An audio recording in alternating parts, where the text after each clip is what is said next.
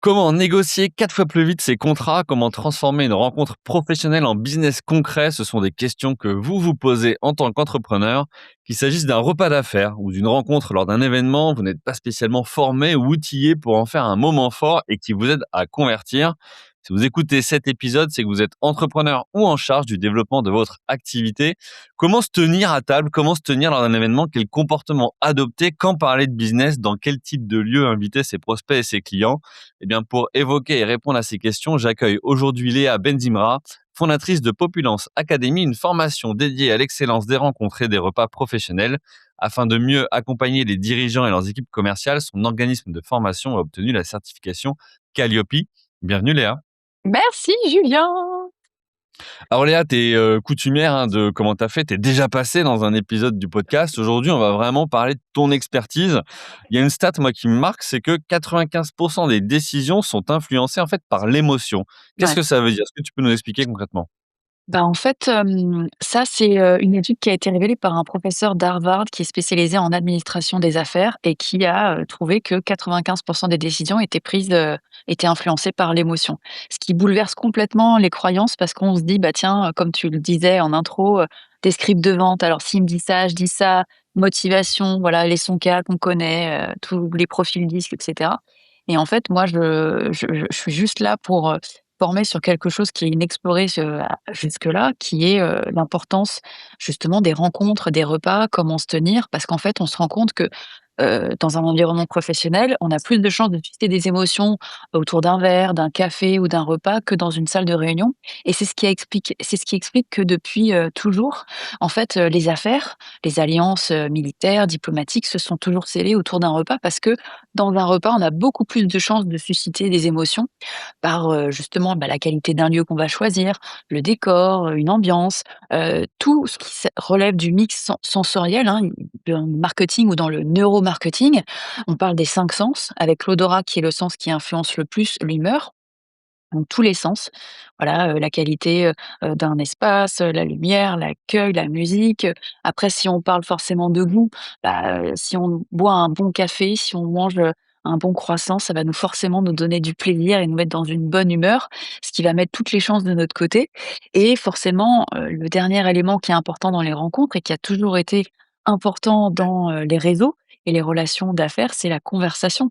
Faire une bonne conversation, suffisamment de culture générale, une personne qui va poser des questions ouvertes, qui permet à l'interlocuteur de se sentir écouté, valorisé, et puis surtout de l'énergie qui, va, plutôt encourager en disant: «Mais c'est incroyable ce que vous faites, comment, vous pouvez, m'expliquer?» Enfin, voilà, c'est tout ça Mmh. qui va susciter des émotions et globalement, on a plus de chances de, réveiller des émotions. Et par émotion, il y en a 6 émotions de base. On va se concentrer que sur les positives comme, la joie et la surprise. Toutes les autres négatives comme, la peur, le dégoût, la colère, on les met de côté, mais voilà.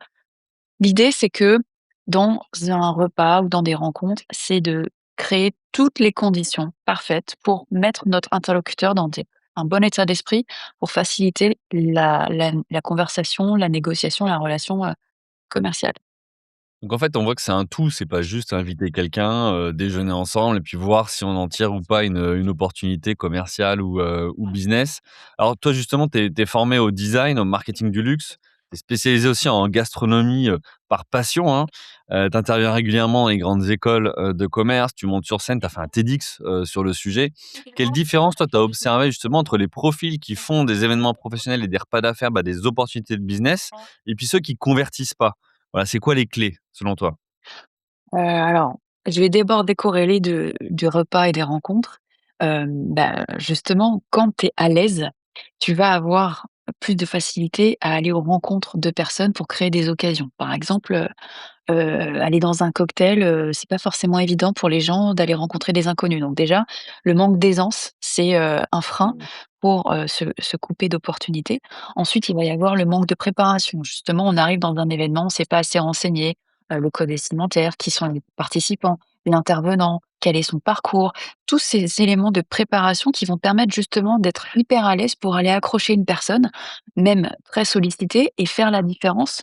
Et ensuite, je pense qu'il y a un autre, frein ou problème qui est le manque de discernement. C'est-à-dire que parfois, et on en avait parlé pendant le podcast, ensemble, c'est que c'est très parisien, pas français, c'est parisien, de se Mmh. dire: «Je ne parle qu'aux gens, qui peuvent directement, m'apporter ou être un client ou être directement intéressants pour Ouais. mon activité». C'est-à-dire que, et ça, c'est une erreur parce que parfois, et moi je l'ai eu, hein, on en a parlé, la meilleure affaire que j'ai eue, c'est une personne avec qui je faisais du théâtre, qui m'a recommandé parce que j'avais été en mesure d'expliquer, clairement ce que je faisais, et en voyant une annonce où elle m'a dit: «Tiens, ça Léa, c'est pour toi». Donc je pense que, cette ouverture d'esprit qu'il faut avoir, cette disposition ouverte à la rencontre, c'est ce qui fait la différence. La curiosité aussi, c'est de se dire: «Je vais pas tout de suite, demander froidement, "Ah tiens, bah, j'aimerais beaucoup présenter mon offre à ta direction, tu peux me filer le contact, s'il te plaît?" Ben, fais un minimum de Ouais. délicatesse. On Alors que ça, on s'intéresse aux le gens. voit, on le voit dans les Enfin, campagnes d'email que tu reçois ou les messages sur LinkedIn: «Bonjour, est-ce que tu peux aller, liker ou, me présenter un tel?» Bah, peut-être déjà faisons connaissance et voyons si on a envie d'échanger, enfin d'aller plus loin, quoi. Donc là, tu dis que c'est la même chose finalement dans la vie réelle et donc moi, ce que je retiens dans ce que tu dis, c'est la préparation aussi. Souvent aller à un événement sans savoir ce qu'on recherche mmh, ou justement où est-ce qu'on met les pieds, bah, ça c'est une erreur courante, quoi. ouais. Oui, OK. et puis même, tu vois, se consulter un minimum la liste des participants, parce que justement, c'est Mmh. là que tu dis: «On est bien sûr là pour, faire des affaires, pour rencontrer, trouver des partenaires, des prospects, des prescripteurs et cetera, mais on est aussi là pour passer un bon moment». Donc c'est se préparer en se disant: «Ah tiens, telle personne, j'aimerais aller lui parler».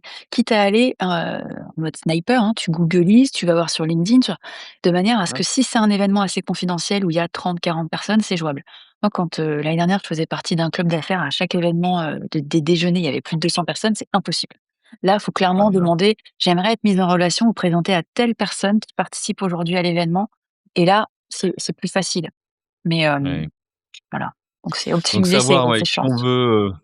qui on veut rencontrer, savoir quel angle aussi, par quel angle on peut l'attaquer et puis se laisser, finalement l'opportunité de, bah, rencontres qui sont pas spécialement prévues, mais qui peuvent déboucher sur des choses.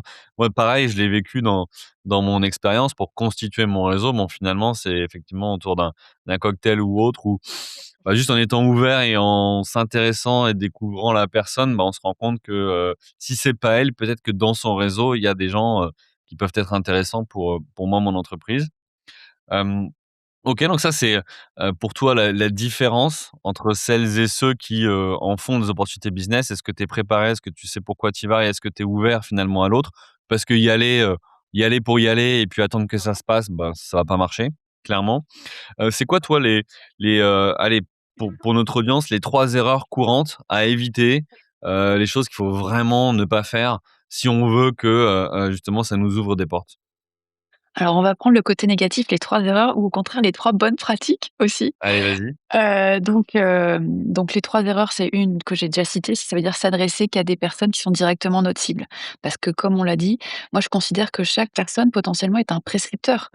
En revanche, la bonne pratique, c'est justement comment poser les bonnes questions pour très vite identifier la fonction, le réseau de la personne et où son pouvoir de décision ou d'influence. Donc Ouais. erreur et bonne pratique, heu, poser les bonnes questions, ça c'est la bonne pratique. Ensuite, dans l'erreur, c'est, parler plus que de n'écouter. Justement, parfois les gens, ils ont tellement envie de vendre, leurs services, leurs solutions, voilà, que, bah, comme on vient de le dire, c'est de s'intéresser à son interlocuteur pour justement très vite adapter son discours et pas resservir quelque chose qui va pas correspondre. Parce Mmh. que dans ton catalogue, tu peux avoir plein de produits différents. Sauf qu'en fait, cette personne, elle, peut-être qu'elle a besoin de pas du best-seller, mais de la niche, et où peut-être que ce besoin d'une personne va t'amener à se dire: «Ah, en fait, c'est vrai que ça fait plusieurs fois qu'on me parle de ce besoin, je vais peut-être proposer quelque chose». Donc c'est la bonne pratique, en face, c'est justement poser des questions ouvertes pour comprendre la fonction, Mmh. son réseau, le pouvoir d'influence, de décision, et éventuellement donc ses problèmes, ses frustrations, pour être en mesure de pouvoir y répondre. Et Et enfin, ça, cette erreur-là, pour me permettre, ça vient soit de l'impatience, parfois des personnes qui sont impatientes et qui veulent absolument, voilà, soit un manque justement de connaissances et de techniques comme là on le fait sur les bonnes pratiques et qui pensent qu'il suffit de, dire: «Voilà ce que je fais» pour que ça convertisse en fait. oui, et c'est vrai que l'impatience, mais je peux comprendre, hein, parfois tu viens des événements, ça coûte extrêmement cher, tu as pas beaucoup de temps, tu as une pression, commerciale avec des objectifs, et c'est pour ça que moi je suis un peu là, entre guillemets, pour «ramener du bon sens» en disant: «Prenez votre temps parce que finalement, je vais vous en faire gagner avec, des repas, avec des méthodes pour, mettre à l'aise vos interlocuteurs qui se sentent vraiment choisis, considérés, respectés et que ça accélère la prise de décision pour travailler ensemble».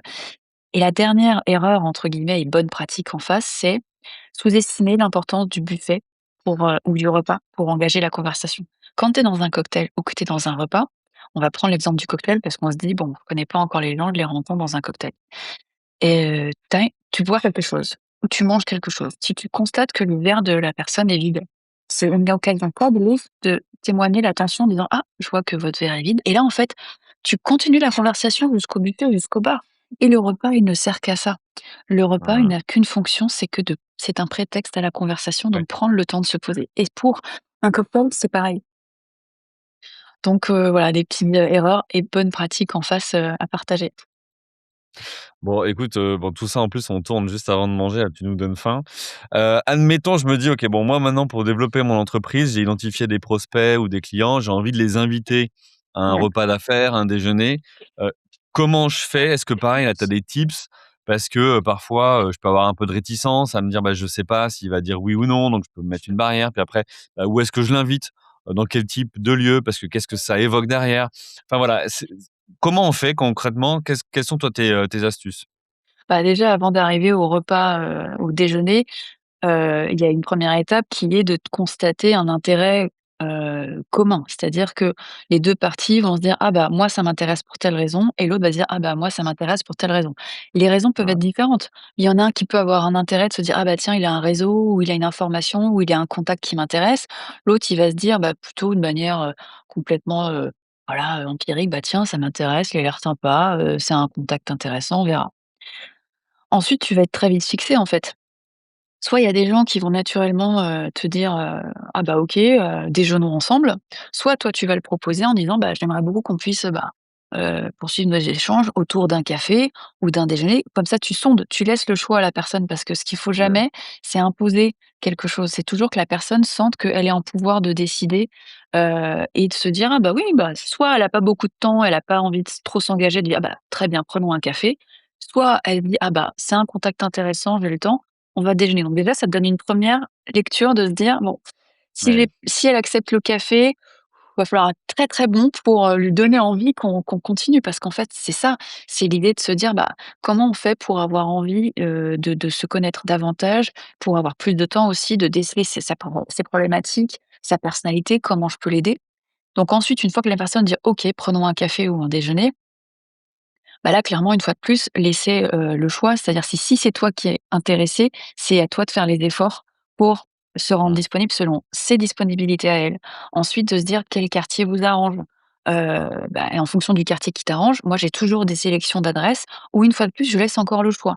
Et là, tu vois, la semaine dernière, je déjeunais avec un journaliste que je connais depuis hyper longtemps, mais on s'était encore jamais rencontrés. Il m'a dit: «Ah Léa, j'ai trouvé ça vraiment très élégant de ta part que, tu me proposes plusieurs adresses et que tu me laisses, le soin de choisir». Bah, ça me semblait normal. Donc tu vois, tout ça, c'est des petits détails, mais qui témoignent l'attention que tu portes aux gens et les gens sont sensibles à ça parce qu'ils disent: «Ah bah déjà, mmh, c'est on est dans un autre, rapport, une relation sensible, quelqu'un, avec qui j'ai envie de continuer».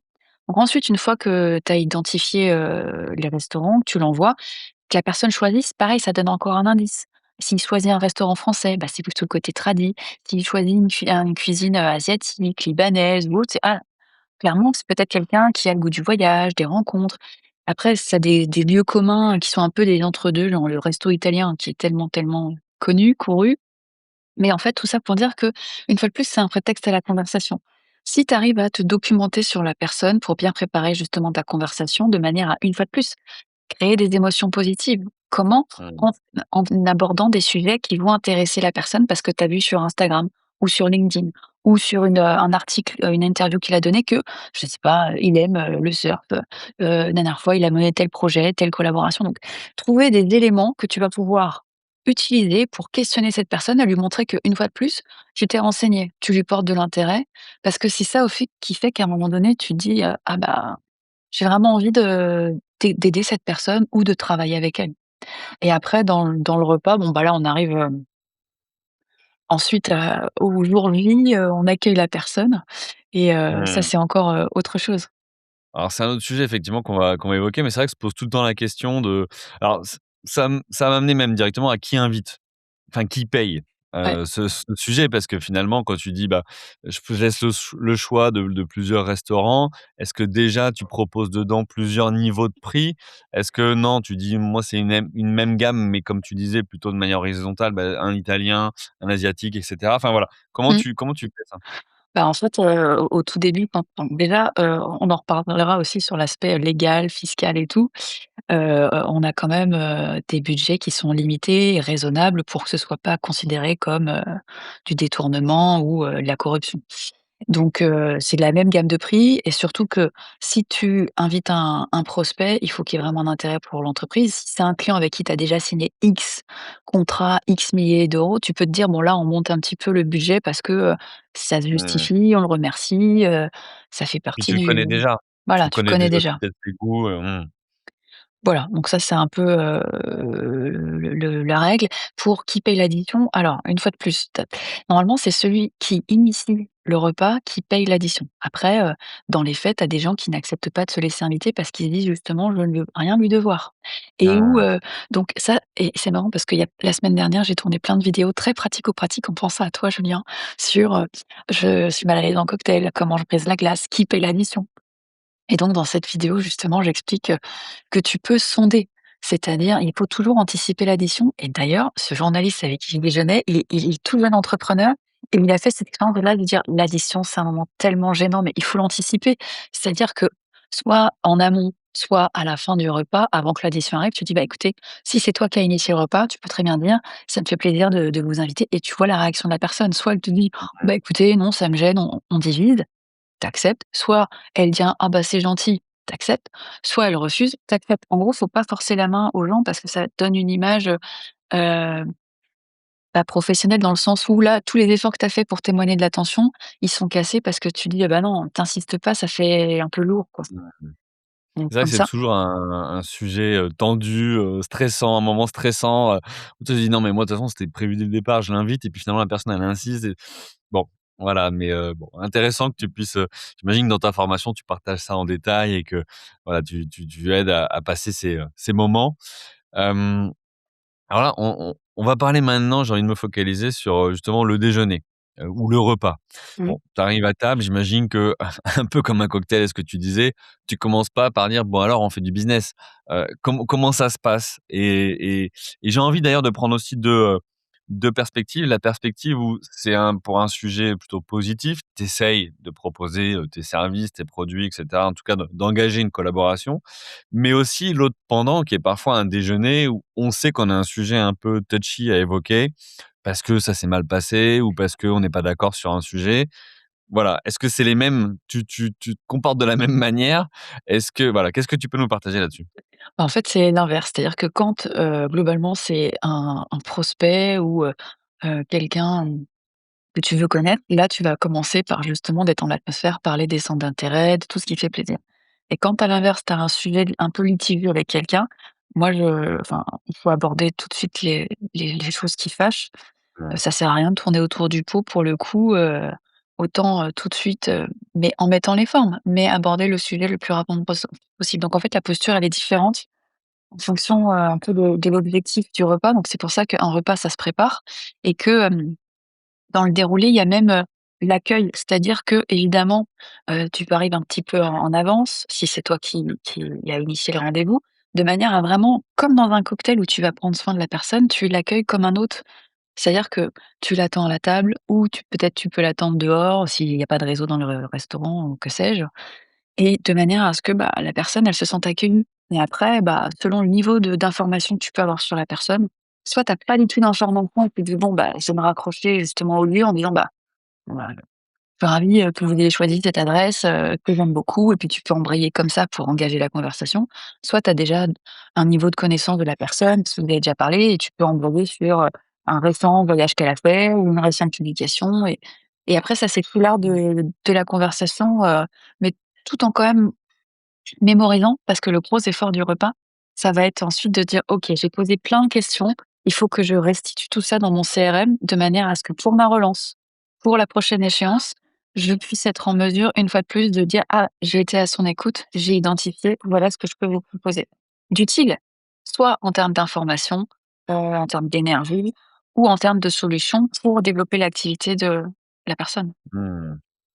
Alors justement, tiens, question parce qu'il y a le après la rencontre, Mmh. mais autant, quand on fait des visios ou quand on fait certaines rencontres, on sait que maintenant avec l'intelligence artificielle notamment, on peut enregistrer et bénéficier d'une retranscription ou d'une synthèse. Là, toi, est-ce que tu as déjà eu le cas des questions en formation de, bah, est-ce que j'enregistre ou pas? Est-ce que je laisse le téléphone à côté allumé? Est-ce que, enfin, tu vois, c'est des sujets qui pourraient arriver parce qu'aujourd'hui, il y a plein d'outils qui te permettent d'enregistrer des conversations. Bon, alors moi, ce que je dis quand même souvent, c'est qu'il vaut mieux ranger le téléphone parce que ça donne pas tu toujours distrait. Alors le pire, c'est les gens qui ont des montres parce que dès qu'il y a un truc, là, tu es tout de suite Et tu regardes tout le temps déconcentré, ta montre, ouais, ouais. c'est catastrophique. Mais si tu as une montre et qu'elle fait dictaphone, ni vu ni connu, hop, tu peux le faire. Heu, Bon, c'est pas très légal, faut demander c'est l'accord quand même. c'est ça en fait, dans tous les cas, un enregistrement, faut demander l'autorisation et puis je trouve que ça fait travailler aussi un peu la mémoire. On est tellement assisté sur tout qu'à un moment Mmh. donné, tu te dis: «Bon, OK, je note des bullet points, tu as pas besoin d'avoir tous les détails. Ce qu'il faut, c'est avoir les grandes lignes, comme quand Mmh. tu fais une présentation, ouais, OK. Donc derrière, donc tu collectes les infos. À toi effectivement d'être, élégant et dans l'approche, on va dire moi gentleman, parce que je prends cet exemple-là, mais en tout cas voilà, d'arriver à retenir les informations pour après pouvoir les consigner, dans ton CRM ou peut-être faire un petit email de remerciement ou un SMS. Qu'est-ce que tu préconises? tout à fait. Bah, en fait, globalement, c'est envoyer un SMS ou un mail selon le mode de communication, parce que ça aussi, c'est une délicatesse, à prendre. Pas une délicatesse, mais aussi une question d'efficacité. Ça sert à rien de communiquer sur un canal que la personne n'utilise pas. Ouais. Remercier et puis reformuler, une la prochaine échéance en disant, bah, voilà, par exemple, «J'ai bien noté durant nos conversations que ça, je serais ravie de pouvoir vous aider sur ce sujet ou de poursuivre nos échanges», mais de remettre un point d'accroche pour avoir une prochaine échéance. Ce qu'on garde quand même Mmh. en tête, même si tout est authentique, et c'est à ça, c'est que l'aisance relationnelle, elle permet de rendre le repas authentique au-delà d'être stratégique, mais c'est quand même pas perdre de vue l'objectif, hein, et qu'on a pu identifier. Donc ça, c'est important. On a parlé un peu de légal. Alors justement, quel est le cadre à respecter quand on veut inviter, des personnes, alors à un événement, à un déjeuner? Enfin voilà, est-ce que tu peux nous donner un peu plus de billes? Ce qui concerne la réglementation française, hein. Alors après, ça évolue tellement que je vais quand même vérifier sur le site, gouvernemental. En gros, pour un entrepreneur, un dirigeant ou personne dans une entreprise, ils considèrent que ce qui est normal, c'est et acceptable, c'est un repas par semaine. Mmh. C'est pas beaucoup et en même temps, les mœurs sont tellement changées qu'aujourd'hui les gens acceptent moins facilement les repas, donc globalement, on s'y retrouve un peu depuis le Covid. Donc clairement, il y a un avant, il y a un après. Les gens font beaucoup moins de déjeuners et de repas maintenant, ce qui oblige à être d'autant plus percutant quand on a la chance de pouvoir déjeuner ou prendre un café avec, Ouais. quelqu'un. Donc un repas, par semaine, globalement, on va jusqu'à 5 ou 6. Voilà, c'est acceptable. Après en termes de budget, bon, faut rester raisonnable entre 20 et 50 € maximum, quoi. Faut Mmh, pas parfait. par personne. Après, comme j'ai dit, si on se rend compte que c'est un client avec vraiment pour qui on a fait beaucoup de chiffres, si c'est un client fidèle, qu'on a depuis plusieurs années, on peut quand même monter le budget et en expliquant que voilà, c'est occasionnel par rapport aux autres notes de frais qu'on peut avoir pour d'autres repas, en fait. Mmh. OK, très bien. Alors il va être temps de conclure cet épisode. Justement, alors tu disais que tu pensais à moi tout à l'heure et effectivement, je t'avais partagé des anecdotes sur les événements que j'ai créés avec des profils qui parfois arrivaient en disant: «Mais je sais pas, c'est la première fois, comment on se comporte, comment on fait pour aller vers les gens? Qu'est-ce que je dois dire, ne pas dire?» Ce serait quoi, toi, le conseil pour celles et ceux justement qui seraient pas à l'aise ou qui iraient une première fois dans un événement professionnel? Voilà, avec quoi ils doivent partir? Bah, déjà, la première chose, c'est qu'ils doivent être en mesure de pitcher ce qu'ils font très naturellement. Faut pas qu'ils bafouillent, faut pas qu'ils hésitent. Tous les gestes parasites parce que les gens sont pas à l'aise. Tu es comme ça, tu regardes pas le regard fuyant, la voix et tout ça, ça rejoint quoi? Ça rejoint le théâtre. Parce qu'en fait, pour être à l'aise avec les autres, faut déjà être à l'aise avec toi-même. Donc si tu peux, faire une petite initiation parce que soutenir un regard, accepter un silence, c'est pas facile à faire. Donc ça se prépare, aussi et moi, j'ai eu la chance de faire du théâtre amateur pendant des années, donc c'est aussi comme ça que tout ça s'est construit et donc je pense que d'être bien dans son corps, avec soi-même déjà, ça va t'aider à être à l'aise avec les autres. Super, bah, merci, Léa pour, Merci à toute cette toi! valeur ajoutée et tous ces partages.